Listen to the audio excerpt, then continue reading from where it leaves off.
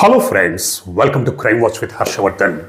ఉత్తరప్రదేశ్ రాష్ట్రానికి చెందిన షహజాదీకి అబుదాబి యుఏఈలో ఉరిశిక్ష పడిన సంగతి మీకు అందరికీ తెలిసిందే. షహజాదీకి సంబంధించిన కేసు గురించి గతంలో వీడియో చేశాను. ఆ వీడియోలో షహజాదీకి ఎందుకు ఉరిశిక్ష విధించారు, షహజాదీ చేసిన తప్పేంటి, ఏం జరిగింది ఏంటనేది డీటెయిల్గా క్లియర్గా అందులో చెప్పాను. షహజాదీ 2023 సంవత్సరం నుంచి అబుదాబి జైల్లోనే ఉంది. ఈ నెల 14వ తారీఖు అంటే గత శుక్రవారం షహజాదీ తల్లిదండ్రులకి ఒక కాల్ వచ్చింది. కాల్ చేసింది ఎవరో కాదు, అబుదాబి జైల్లో ఉంటున్న షహజాదీ. షహజాదీ తన తల్లిదండ్రులకి కాల్ చేసి 10 నిమిషాల సేపు మాట్లాడింది. షహజాదీ తన తల్లిదండ్రులతో, అమ్మా నాన్న, నన్ను జనరల్ బ్యారెక్ నుంచి ప్రత్యేక గదికి తరలించారు. నా చివరి కోరిక ఏంటని ఇక్కడి కెప్టెన్ అడిగాడు.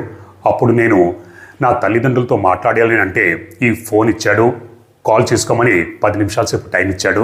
అమ్మా, నా టైం అయిపోయింది, ఇక నా దగ్గర ఎక్కువ టైం లేదు, నన్ను ఎప్పుడోకప్పుడు ఉరి తీసేయచ్చు, బహుశా ఇదే నా చివరి కాల్ కావచ్చు, మళ్ళీ నేను మీకు ఫోన్ చేయకపోవచ్చు, మీరు ఏడవకండి, ధైర్యంగా ఉండండి, అందరితో మంచిగా ఉండండి, ఎవరితో శత్రుత్వం పెట్టుకోవద్దు, నా కోసం మీరు ఏడవకండి, నేను మీ గురించి ఏమీ చేయలేకపోయాను, నన్ను క్షమించండి అంటూ షహజాదీ 10 నిమిషాల పాటు తన తల్లిదండ్రులతో మాట్లాడింది.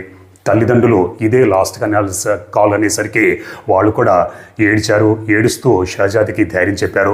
భగవంతుడు ఉన్నాడమ్మా, నీకేం కాదు, నిన్ను రక్షిస్తాడు అంటూ పాపం ఏడ్చుకుంటూ ఆ ముసలి తల్లిదండ్రులు షహజాదీతో 10 నిమిషాల సేపు మాట్లాడాడు. 10 నిమిషాల పాటు షహజాదీ కూడా తన తల్లిదండ్రులకి ధైర్యం చెప్పింది, ఏడవద్దని కోరుకుంది. 10 నిమిషాలు టైం అయిపోయింది. ఆ తర్వాత ఫోన్ కాల్ కట్ అయింది. ఈ నెల 15వ తారీఖు షహజాదీని ఉరి తీసేశారని సోషల్ మీడియాలో ఎన్నో కథనాలు వచ్చాయి. అసలు నిజంగా షహజాదీని ఉరి తీశారా లేదా అన్నది కనుక్కోవడం కోసం నేను నా తోటి జర్నలిస్ట్ మిత్రుల్ని, అలాగే నాకు తెలిసిన సోర్సెస్ని నేను కనుక్కున్నాను. వాళ్ళ ద్వారా నాకు తెలిసిన విషయాన్ని మీ ముందుంచుతున్నాను. అసలు షహజాదీకి యుఏఈ ప్రభుత్వం, కోర్టు ఎందుకు ఉరిశిక్ష విధించిందన్నది గత వీడియోలో చెప్పాను. అయినా సరే నా ఛానల్ని ఫస్ట్ టైం చూస్తున్న వారి కోసం క్లుప్తంగా చెప్తాను. షహజాదీ ఉత్తరప్రదేశ్లో పుట్టి పెరిగింది. చిన్నప్పుడు షహజాదీ బాగానే చక్కగా అందంగా ఉండేది. షహజాదీకి 8-9 సంవత్సరాల వయస్సున్నప్పుడు వంటింట్లో వేడి నీళ్ళు కాస్తుంది. పొరపాటున ఆ వేడి నీళ్లు షహజాదీ ఒంటి మీద, మొహం మీద పడ్డాయి. దాంతో షహజాదీ మొహం కాలిపోయింది.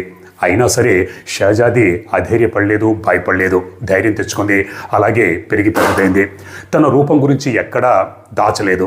అదే రూపంతో సోషల్ మీడియాలో, ఫేస్బుక్లో ఫోటోలు అవి పెట్టేది. ఎన్నో మంచి వ్యాసాలవి రాసేది. తన కాళ్ళ మీద తాను నిలబడింది. ఎంతోమంది పేదవాళ్ళకి సాయం చేస్తూ ఉండేది.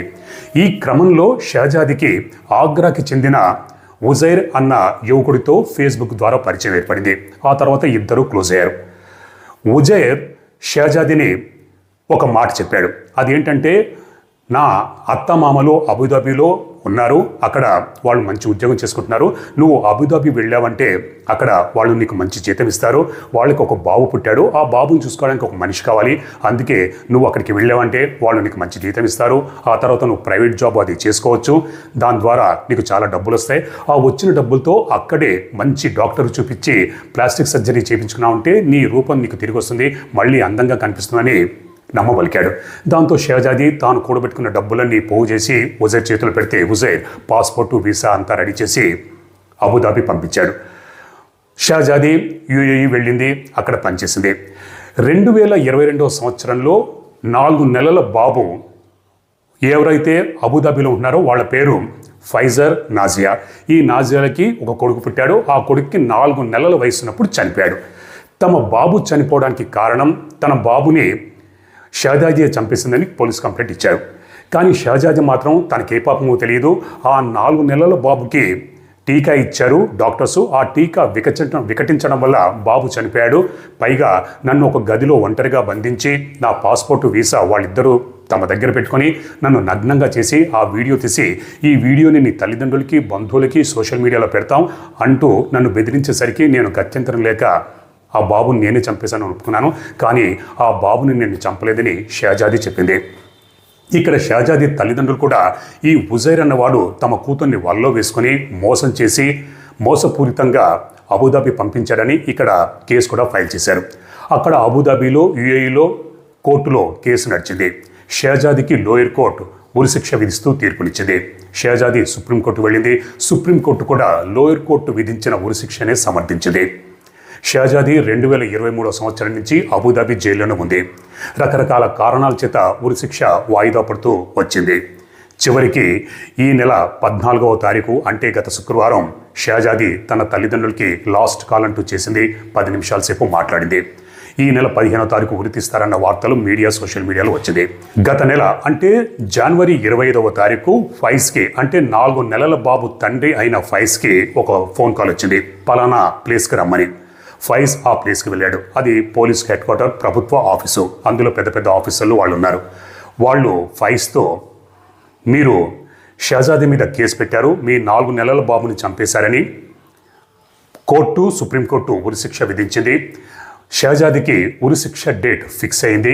ఫిబ్రవరి 15వ తారీఖు ఉదయం 7:30 గంటలకి షహజాదిని ఉరి తీయబోతున్నాం. అక్కడి అబుదాబి చట్టం ప్రకారం ఎవరైతే కేసు పెట్టారో వాళ్ళకి ఇన్ఫామ్ చేస్తారు. అదేవిధంగా అక్కడి కోర్టు, ప్రభుత్వము ఫైజ్కి ఇన్ఫామ్ చేసి ఫిబ్రవరి 15వ తారీఖు ఉదయం 7:30 గంటల ప్రాంతంలో షహజాదిని ఉరి తీస్తున్నాము. కాబట్టి మీరు షహజాదిని ఉరి తీసేటప్పుడు, ఉరికంబానికి వేలాడుతున్నప్పుడు మీరు వచ్చి ప్రత్యక్షంగా చూడొచ్చు. ఇది ఒక ఆప్షన్ మాత్రమే. మీకు ఇష్టమైతే రావచ్చు, లేదంటే మీ ఇష్టము. రావాల్సిన అవసరం లేకపోతే మీరు రాకండి అని చెప్పారు. ఫైజ్ సరే అని చెప్పి ఇంటికి వచ్చాడు. కానీ ఫైజ్ ఈ నెల 15వ తారీఖు అంటే శనివారం వెళ్ళలేదు. ఎందుకంటే ఎంతైనా శత్రువు కళ్ళ ముందు చనిపోతుంటే ఎవరు చూడలేరు కాబట్టి ఫైజ్ కూడా 15వ తారీఖు వెళ్ళలేరు. మరి 15వ తారీఖు షహజాదిని ఉరి తీశారా లేదా అన్న సంగతి తెలియదు. ఫైజ్, నాజియా ఇద్దరు ఇంతవరకు మీడియా కానీ ఎక్కడ కూడా చెప్పలేదు. ఈ క్రమంలో ఎప్పుడైతే ఈ కేసు కోర్టులో నడిచిందో, సుప్రీంకోర్టు ఉరిశిక్ష విధించిన తర్వాత అక్కడి చట్టం ప్రకారం ఫైజీ, నాజియాని ఇద్దరిని అడిగారు. ఇప్పుడు మీరు రివెంజ్ తీర్చుకోవాలనుకుంటున్నారా, క్షమాభిక్ష ప్రసాదించాలనుకుంటున్నారా? రివెంజ్ తీర్చుకోవాలనుకుంటున్నారంటే ఉరిశిక్ష అమలు చేస్తాం. ఒకవేళ క్షమాభిక్ష ప్రసాదిస్తున్నారంటే షహజాదిని జైలు నుంచి విడుదల చేస్తాం అని చెప్పారు. అక్కడి చట్టం ప్రకారం ఇటువంటి ఫెసిలిటీ ఉంది. కానీ ఇక్కడ ఈ 4 నెలల బాబు తల్లిదండ్రులైన ఫైజ్కి, నాజియాకి తమ 4 నెలల బాబుని చంపేశారు. ఒకవేళ క్షమాభిక్ష ప్రసాదిస్తే జైలు నుంచి షహజాది విడుదలైపోతుంది. లేదు, మేము రివెంజ్ తీర్చుకోవాలనుకుంటున్నామంటే షహజాదికి ఉరి తీసేస్తారు. కానీ ఇక్కడ ఈ ఫైజ్కి, నాజియాకి ఒక పక్క షహజాదికి ఉరి తీసేయమని లేదు, అలాగని క్షమాభిక్ష ప్రసాదిస్తే జైలు నుంచి విడుదలైపోతుంది. అప్పుడు వీళ్ళు యావజ్జీవ కారాగార శిక్ష ఏమైనా ఉంటుందా అని అడిగారు. కానీ అక్కడి చట్టం ప్రకారం ఐదర్ దిస్ ఆర్ దట్. మీరు రివెంజ్ తీర్చుకోవాలనుకుంటున్నారా లేదా క్షమాభిక్ష ప్రసాదించాలనుకుంటున్నారా? రివెంజ్ తీర్చుకోవాలనుకుంటున్నారంటే ఉరి తీసేస్తాం, లేదు క్షమాభిక్ష అంటే జైల్లో ఉంచాం, ఇంక విడుదల చేసేస్తాం. అప్పుడు షహజాది ఫ్రీ బోర్డ్ అయిపోతుంది, హ్యాపీగా ఇంటికి వచ్చేస్తుంది.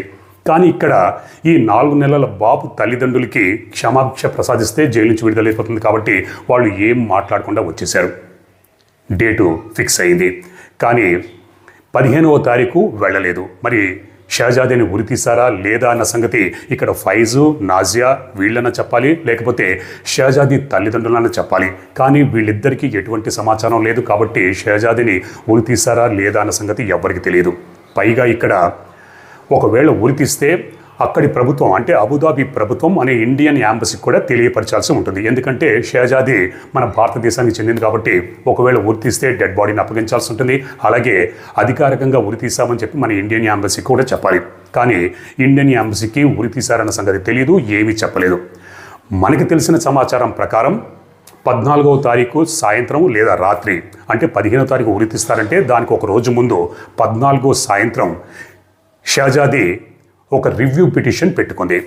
ఆ రివ్యూ పిటిషన్ పెట్టుకోవడం వల్ల ఉరి శిక్ష పడలేదు అన్నది మన దగ్గర ఉన్న సమాచారం. ఎందుకంటే అబుదాబి కోర్టు ఆ రివ్యూ పిటిషన్ని మళ్ళీ సమీక్షించాలి. సమీక్షించిన తర్వాత అప్పుడు ఉరి తీస్తారా లేదా అన్న సంగతి వాళ్ళు అధికారంగా డిక్లేర్ చేయాల్సి ఉంటుంది. బహుశా మళ్ళీ రివ్యూ పిటిషన్ పెట్టుకుంటే అప్పుడు మళ్ళీ ఈ 4 నెలల తల్లిదండ్రులైన ఫైజ్ని, నాజియాని మరి మీరు క్షమాభిక్ష ప్రసాదిస్తారా అని అడుగుతారా, లేకపోతే షహజాదిని అక్కడి ప్రభుత్వమే దయతలిచి వదిలేస్తుందా, ఉరి తీస్తారా అన్న సంగతి మనం వేచి చూడాల్సిందే తప్పితే ఇప్పటిదాకా అధికారికంగా షహజాదిని ఉరి తీశారన్న సంగతి అధికారికంగా ఎక్కడ ఏ వార్త రాలేదు. కాబట్టి సోషల్ మీడియాలో వచ్చిన వార్తలని అబద్ధం. కాకపోతే షహజాదీ క్షేమంగా తిరిగి రావాలని ప్రతి ఒక్కరు కోరుకుంటున్నారు. కాబట్టి నా ఛానల్ తరఫున, మీ అందరి తరఫున షహజాదీ ఉరిశిక్ష రద్దయిపోయి హ్యాపీగా తిరిగి ఇండియాకి రావాలని మనందరం కోరుకుంటాం. మరి ఏం జరిగింది అన్నది తెలిస్తే తప్పకుండా మీకు తెలియజేస్తాను. మరో నిజమైన క్రైమ్ స్టోరీతో నేను మళ్ళీ మీ ముందుంటాను. అప్పటిదాకా మీరు, మీ కుటుంబ సభ్యులు క్షేమంగా, సురక్షితంగా, అప్రమత్తంగా ఉండాలని కోరుకుంటూ మీ హర్షవర్ధన్.